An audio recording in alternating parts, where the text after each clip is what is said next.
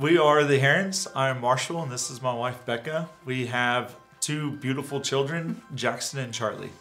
Well, I think, when the Worth It series started, we'd been married for 9 years, and we made hundreds of financial decisions, and all of those were to allow us to be comfortable.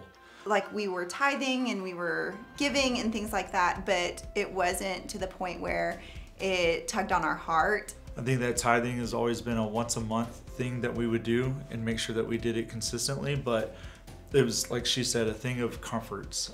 We never really pressed into ourselves. It was always, okay, we feel comfortable giving this, so let's give that. But the Worth It made it completely adjust every financial decision that we make. It was that time. We had been in our house for, the quote, 6 years or whatever.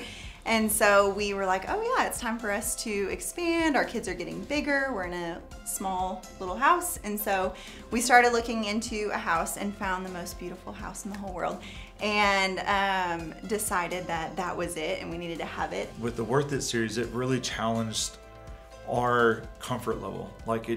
Jesus doesn't call us to be comfortable at all. In fact, it should be the opposite of that. And it was right at that time that the Worth It initiative started. And fortunately on that house, it went before we could even place an offer, but it really got us thinking. And so we sat down and started talking about finances. And the big thing that pushed me, it was what he said. He said,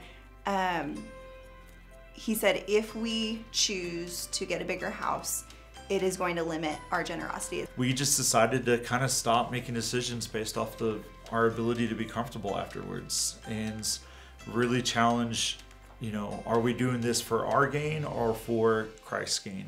And I think that was the big decision maker to kind of live our life where we're at, but then prepare ourselves for whatever comes next, instead of focusing on being comfortable now. For us, it was about saying, God, we're gonna trust, we're giving this back to you because you've given it to us first. And so trusting that he's gonna provide for us and he's going to meet our needs regardless of what's coming into our bank account, I think is a huge opportunity for you to fully experience the blessing of who Jesus is. So when we put ourselves in the situations where we're heavily dependent on him, we're going to experience him in a completely different way. The whole thing with the Worth It initiative, it wasn't really about the money. It was about just a legitimate change in your heart.